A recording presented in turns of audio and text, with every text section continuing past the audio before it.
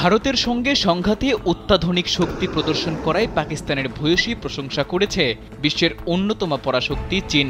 এই যুদ্ধে পাকিস্তান দক্ষিণ এশিয়ায় আকাশ প্রতিরক্ষায় এক নতুন মানদণ্ড তৈরি করেছে বলে মনে করছে বেইজিং। এই খবর জানিয়েছে সাউথ চায়না মর্নিং পোস্ট। পাশাপাশি চীনের সহকারী মহাকাশ সংস্থা সমর্থিত চায়না স্পেস নিউজে প্রকাশিত এক বিশ্লেষণী প্রতিবেদনে পাকিস্তানের বুদ্ধিদীপ্ত নেটওয়ার্ক ভিত্তিক যুদ্ধ কৌশলের প্রশংসা করা হয়েছে। স্পেস নিউজ বলছে, পাকিস্তান এবিসি নামে যুদ্ধক্ষেত্রে নতুন যে কৌশল ব্যবহার করেছে তাতে যুদ্ধের নতুন দিক উন্মোচন হয়েছে। মূলত ভারতের বিরুদ্ধে পাকিস্তান এবিসি নামে যে কৌশল অবলম্বন করেছে তা হলো এ লক্ষ্য ঠিক করবে, বি হামলা চালাবে আর সি গাইড করবে।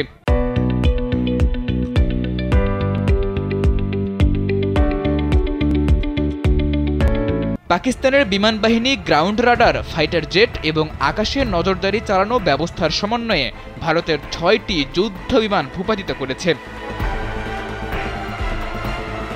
ওই প্রতিবেদনে আরও বলা হয়েছে, পাকিস্তানের ডেটা চালিত বিকেন্দ্রীকৃত প্রতিরক্ষা কৌশল ভারতের পুরনো ও খণ্ডিত প্রোটোকলকে কার্যত ছিন্ন ভিন্ন করে দিয়েছে।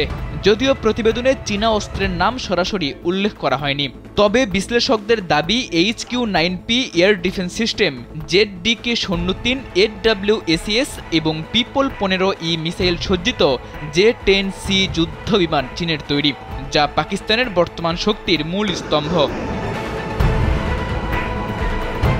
পাকিস্তান ও চীনের এই যৌথ প্রতিরক্ষা অংশীদারিত্ব ভবিষ্যতে রণকৌশলের মডেল হিসেবে দেখা হচ্ছে।